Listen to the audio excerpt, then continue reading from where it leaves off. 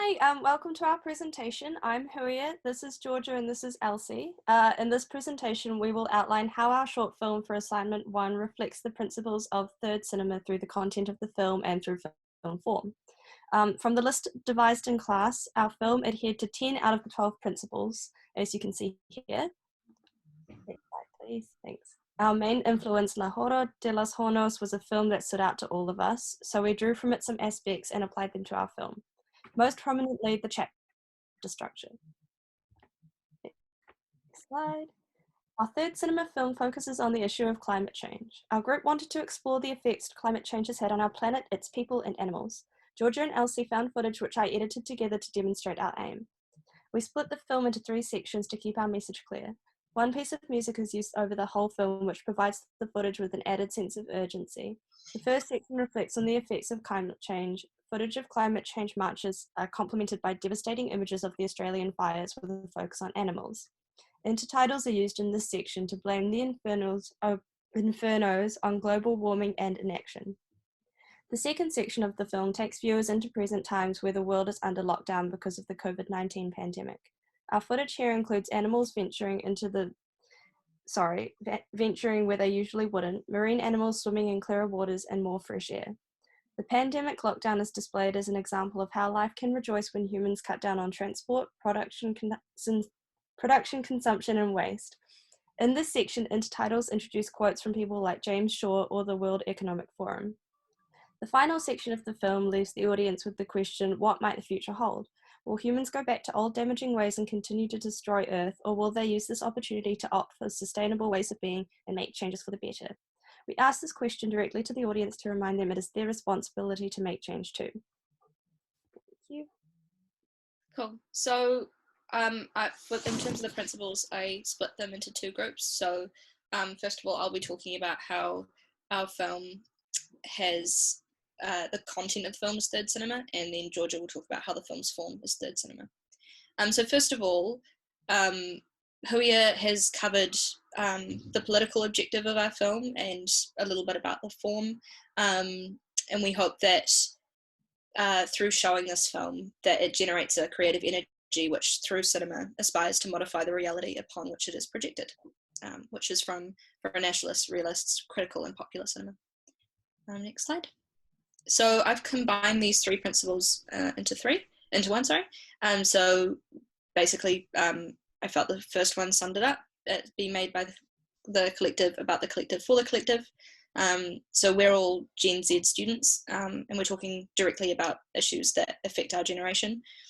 And in this film, we use our voice to express the concerns of our peers and show the direct effects it has on the world that we live in. Next slide. So we provide an unapologetic view of reality. In our film, we try and not make the topic of climate change comfortable for our viewers.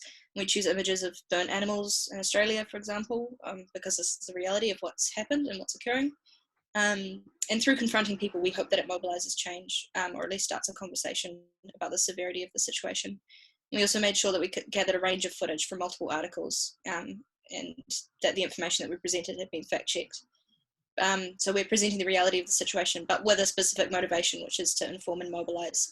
In this way, our film is an effective form of communication, which is an important point that Solanas and Gattino both argue in Towards a Third Cinema.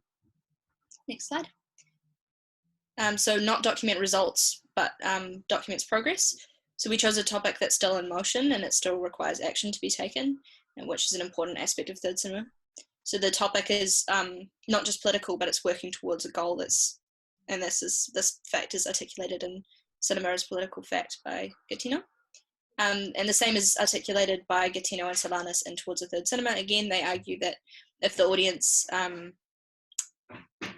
the film is for are already aware of what's happening, then the film needs to mobilize. So we hope that if we are not educating people with us for our film, then we are inspiring people to take action. So I've just got a couple of quotes there that link to that.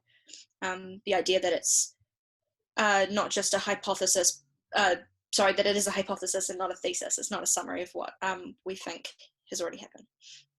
I've also, this next slide, we've got Oh no, sorry. Yeah, we've got a bunch of quotes from different people who are talking about how what's happening at the moment is, in terms of climate change, like the effects of climate change being curbed slightly with COVID-19.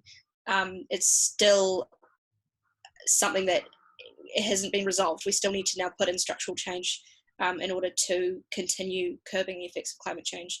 Um, this is not the end result. Yeah, that's me. Cool. And so I will be talking about how we informed our third cinema test footage with, like, as in through the film itself. So yeah, principle number 2, abandon Eurocentric mainstream Hollywood form. Author James Penny here talks about how Hollywood productions kind of focus around individual protagonist, and so as Elsie said, we wanted to steer away from that. But also central to the curation of our test footage was the idea of abandoning mainstream cinema not only thematically but stylistically as well. We strove to show an urgent and authentic reality rather than a romanticized and passive one.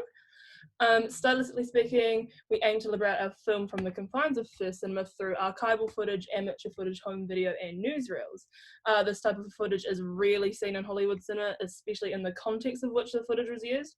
And Hollywood films tend to rely on a large amount of like static shots. We kind of countered this by using a lot of zooming in and out as a way because the human eye doesn't naturally zoom in and out, and so that was a way of kind of hopefully awakening our audience from a passive viewer to an active viewer, and kind of adding to the overall urgency and reality of our message. And our editing rhythm also abandoned conventional form. We used a lot of sharp, rapid cuts to generate, again, a more authentic and more kind of desperate message and theme. We further adhered to it, again, just as a side note, by having an all-female crew and people of colour. This subverts both Eurocentrism and the Hollywood industry, where women and people of colour are marginalised. Prioritising the message and accessibility over visual quality and prestige was pretty important to us. Given the circumstances we're in, it was not at all possible to go out and really get our own footage, and luckily this project actually lent itself to the situation. We selected footage from our own archives as well as external sources, and it was this accessibility that helped us really hone in our message. A large amount of our footage was out of focus, it was grainy and a really low quality, and when assembling our film we chose to overlook these technical imperfections because we wanted images that would best elicit emotion and generate a call to action. Essentially, emotive and thematically driven content trumped all sort of technicalities and sort of the more conventional beauty of filmmaking. Solanas and Gattino say the power of enlightenment of audio visual means make the film far more effective than any other tool of communication, and we felt as though we should harness this in any way possible. So that was pretty much by getting anything that we thought would help show our message. And lastly, adapting the aspects of documentary as a basis of revolutionary filmmaking. The most obvious aspect of documentary that we used to frame our piece was that it was not fictional or staged. Everything in the film is real life and a lived experience. As aforementioned, we use key formal strategies of documentary such as like archival footage, home video, all that sort of stuff. But aside from this, we also adopted the idea of a truth claim, which is pretty pertinent to documentary. Our truth claim was that change can be made and should be made, and that really served as the heart, the kaupapa and crux of our revolutionary filmmaking.